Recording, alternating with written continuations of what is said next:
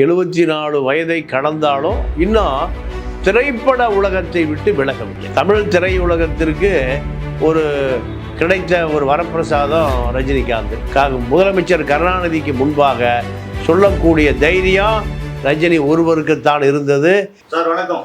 வணக்கம். ரஜினிகாந்த் நேற்று மாலை திடீர்னு 6 மணிக்கு அவர் ஷூட்டிங் ஸ்பாட்ல இருக்கிறப்போ வயிறு வலின்னு அப்போலோ ஹாஸ்பிட்டலில் சேர்த்துருக்காங்க. ஏன்னா 74 வயசு சூப்பர் ஸ்டார் ரஜினிகாந்த். பார்த்தீங்கன்னா நேற்றுலேருந்து ஈவினிங்கில் எல்லா சேனல்ஸும் இதே தான் பிரேக்கிங் நியூஸ், இந்த மாதிரி அப்போலோ ஹாஸ்பிட்டலில் அனுமதி அப்படின்னு. அதை பார்த்தீங்களா? அது உங்களுடைய என்ன விஷயமா சேர்த்துருக்காங்க, உங்களுடைய கருத்து என்ன?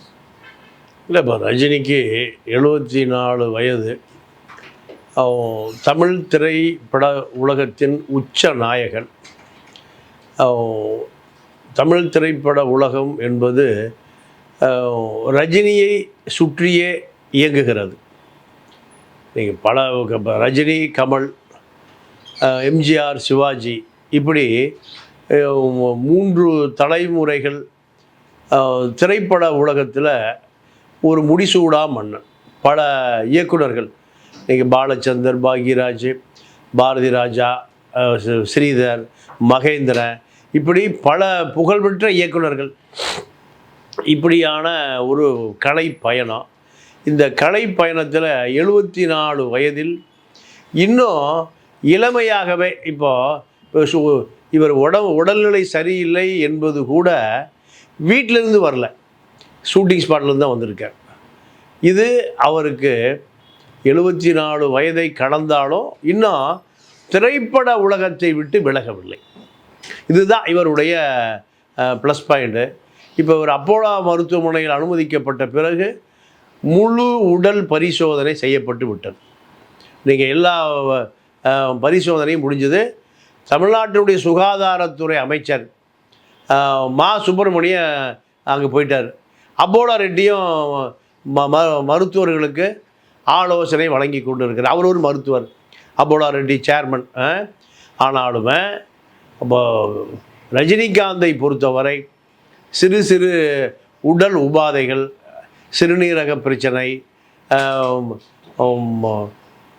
குடல் பிரச்சனை, சிறுநீரகம் தாங்கி இதயம் சீராக இயங்குகிறதா, இப்படி எல்லா விதமான பரிசோதனைகள், சிடி ஸ்கேன் எல்லாமே எடுக்கப்பட்டு விட்டது. இருந்தாலும் எந்த தவறும் கண்டுபிடிக்கப்படவில்லை. இருந்த போதிலும் ரஜினியை பற்றி நம்ம மருத்துவ உலகத்திற்கு ஒரு செய்தி சொல்லணும்னா, இந்த 74 வயதிலும் நீங்கள் சினிமாவில் 25 வயது இளைஞனாக 3 முடிஞ்சு படத்தில் அறிமுகமான காலத்தில் இருந்ததை போல் பாட்டு, ஃபைட்டு, டூயட்டு, இப்படி எதுவுமே குறையில்லாமல் அவர் நடிக்கிறார். இதுதான் ரஜினிகாந்த் உள்ள ஒரு சிறப்பு அம்சம். திரைப்பட வயதான கேரக்டரு அப்படின்னு அந்த வயதான கேரக்டருக்கான நடிப்பை அவர் நினைத்து கூட பார்ப்பதில்லை. இளமையாக இருந்த பொழுது எந்த பாட்டு, ஃபைட்டு, டான்ஸு, விஜய்க்கு என்ன ரோலோ, அஜித்துக்கு என்ன ரோலோ, சிவகார்த்திகேயனுக்கு என்ன ரோலோ, அதே ரோலு தான் இப்போ ரஜினிக்கு நீங்கள் விக்கு, கேமரா, மேக்கப்பு முடிந்த பிறகு திரைப்பட உலகத்தில் பழைய ரஜினி கொண்டு வந்து நிறுத்திடுறாங்க. 3 பிடிச்சி புவனா ஒரு கேள்விக்குறி ரஜினி தான் பார்க்க முடியுது.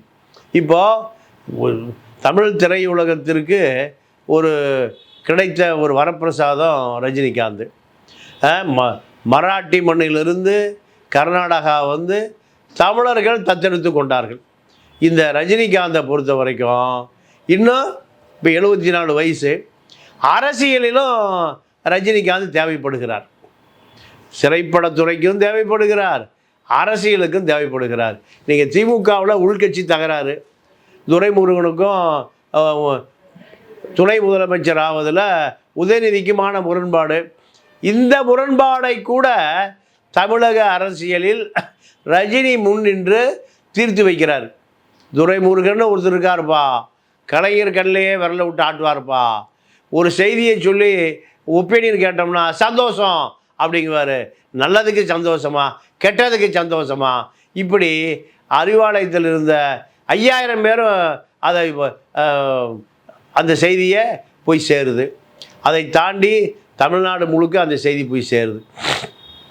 ஏவா வேலுக்கும் அவர் தேவைப்படுகிறார், உதயநிதிக்கும் தேவைப்படுகிறார், கருணாநிதிக்கும் அவர் தேவைப்பட்டார், ஜெயலலிதாவுக்கும் தேவைப்பட்டார், மூப்பனாருக்கும் தேவைப்பட்டார், நரசிம்மராவுக்கும் தேவைப்பட்டார்.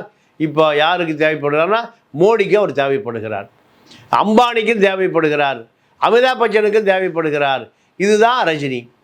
அப்போ ரஜினியை பொறுத்தவரை அம்பானி வீட்டு கல்யாணத்தில் கலந்து கொண்டு அங்கும் சந்தோஷமாக குத்தாட்டம் போட சொன்னாலும் ஆடுறாரு. அதே போல் வேட்டையின் பட திரைப்படத்தில் அதே டான்ஸை போட சொன்னாலும் ஆடுறாரு.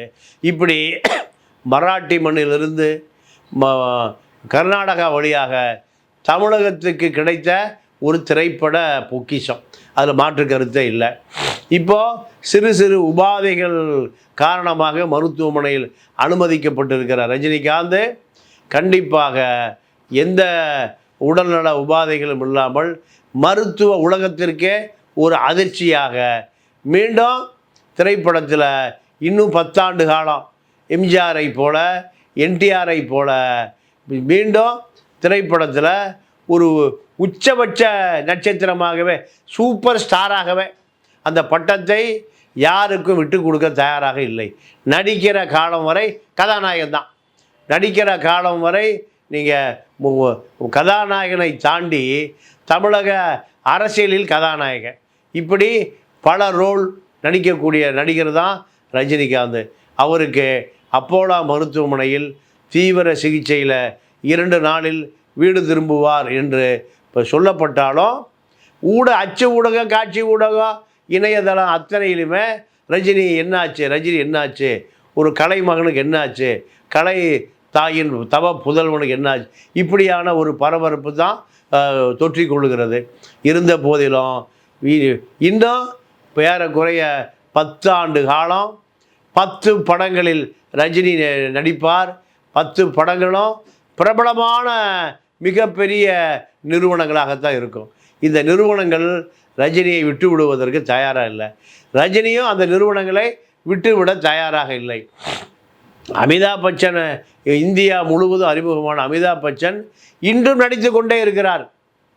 அதே போல் தென்னிந்திய அமிதாப் பச்சன் தான் ரஜினிகாந்த். ரஜினிகாந்த் அரசியல், திரைப்படத்துறை 2 துறைகளிலுமே பல விமர்சனங்கள் அவர் மேலே உண்டு. எந்த விதமான அரசியல் பொது நலத்திற்கு தன்னை ஈடுபடுத்தி கொள்வதில்லை, சுயநலமாக இருக்கார், இப்படி பல விமர்சனங்கள் அவர் மீது உண்டு. அரசியல் என்பது எந்த காலத்திலையும் எனக்கு அரசியல் வேண்டாம், அரசியலிருந்து ஒதுங்கி கொண்டது அவருடைய புத்திசாலித்தனம். அரசியல் என்பது பல விமர்சனங்களை கடந்து வாழ வேண்டி இருக்கும். ஒரு திரைப்பட நடிகனுக்கு திரைப்பட நடிகனாகவே வாழ்ந்து மறைவது தான் அது அவருக்கான சிறப்பு. அரசியலுக்கு வந்தால் பாசிட்டிவ், நெகட்டிவ் பல விமர்சனங்களை நீங்கள் சேற்றை வாரி இறைக்க வேண்டிய இடம்தான் அரசியல். சந்தனமும் வீசப்படும், சகதியும் வீசப்படும். இதை தெரிந்து கொண்ட ரஜினி, எனக்கு அரசியல் வேண்டாம், எனக்கு சந்தனமும் வேண்டாம், சாக்கடையும் வேண்டாம், அரசியல் 2மே கலந்து வீசப்படுகிற அந்த வாசனை எனக்கு வேண்டாம். ஒரு திரைப்பட கலைஞனாக தமிழகத்துக்கு அறிமுகமாகி திரைப்பட நடிகனாகவே வாழ்ந்து மறைகிற வரை எனக்கு என்னுடைய கலைத்தாய் தான் என்னுடைய தாய். இந்த முடிவை எடுத்ததற்காக ரஜினிக்கு ஒரு மிகப்பெரிய பாராட்டு வளையம் இன்று வரை அவருக்கு சூட்டப்பட்டு வருகிறது. அரசியலில் நீங்கள் மீண்டும் நடிக்க நிறுத்திவிட்டு அரசியலுக்கு தன்னை ஈடுபடுத்தி கொண்டிருந்தால் ரஜினிக்கு இந்த பேரும் புகழும் கண்டிப்பாக நிலைத்திருக்காது. இதுதான் ரஜினியுடைய சாதுரியமான புத்திசாலித்தனமான முடிவு என்பது. அரசியலை தவிர்த்து கலைஞனாகவே வாழ்ந்து கொண்டிருப்பது, கலைத்தாயின் தவ புதல்வனாகவே வாழ்ந்து கொண்டிருக்கக்கூடிய ரஜினிக்கு மீண்டும் வாழ்த்துவோம். மீண்டும் 100 ஆண்டு காலம் பல திரைப்படங்களை தமிழகத்திற்கு தந்து கலைத்தாய்க்கு ஒரு மிகப்பெரிய சேவை செய்ய வேண்டும் எம்ஜிஆரை போல, சிவாஜியை போல, என்டிஆரை போல, எம்ஆர் ராதாவை போல பல திரையுலக கலைஞர்கள் மறைந்தாலும் இன்றும் வாழ்ந்து கொண்டிருக்கிறார்கள். எம்ஜிஆர் காலத்தில், சிவாஜி காலத்தில், பியு சின்னப்பா காலத்தில், தியாகராஜ பாகவதர் காலத்தில், என்எஸ்கே காலத்தில் வாழ்ந்து கொண்டிருப்பதைப் போல நீங்கள் நடிப்புலக சக்கரவர்த்தியாக சுந்தர சுவாமிகள், நடிகர் என்றால் பட்டயம் எழுதி கொடுத்தவ நடிகர்கள்லாம் சங்கரதாச சுவாமிகள் கலையரங்கம் இன்று நினைவு கூறப்படுவதைப் போல ரஜினிக்கும் திரைப்படத்துறையில் ஒரு வரலாற்று பெட்டகம் சில பக்கங்களை வைத்து கொண்டிருக்கிறது. அதனால் ரஜினி அவர்கள் மருத்துவமனையிலிருந்து சகல சௌபாக்கியங்களோடு எந்த விதமான மருத்துவ சிகிச்சைக்கும் உட்படாமல் சாதாரண மனிதனாக வெளியே வருவதற்கு நாம் வாழ்த்துகிறோம். இல்லை, ரஜினியை பொறுத்தவரை திரைப்படத்தை தாண்டியும் அரசியலில் ஒரு முத்திரை பதித்தவர். ஜாக்கி ஷான் நிகழ்ச்சியில் அஜித்துக்கு கடும் நெருக்கடி கொடுத்த சன் தொலைக்காட்சி அவரை அந்த நிகழ்ச்சியில் அமர வைத்து பேச அவருக்கு உளிவாங்கி கொடுத்த பிறகு கருணாநிதி முதலமைச்சராக இருந்த பொழுது என்னை கட்டாயப்படுத்தி இந்த நிகழ்ச்சிக்கு அழைத்து வந்தார்கள். நான் ஒரு நடிகன், அரசியல்வாதியே இல்லை, எனக்கு கொடுக்கப்பட்ட அழுத்தம் அதிகமான அழுத்தம் என்று அஜித் சொன்ன பொழுது அதை ஆமோதித்து கருணாநிதி முதலமைச்சராக இருந்த பொழுது அவருக்கு முன்பாக சொன்னவர் ரஜினிகாந்த் அவர்கள். அது ரஜினிகாந்தனுடைய அந்த முதலமைச்சர் கருணாநிதிக்கு முன்பாக சொல்லக்கூடிய தைரியம் ரஜினி ஒருவருக்குத்தான் இருந்தது அன்றைய காலகட்டத்தில். அதே போல் ஜெயலலிதா அவர்கள் முதலமைச்சராக இருந்த பொழுது துக்ளக்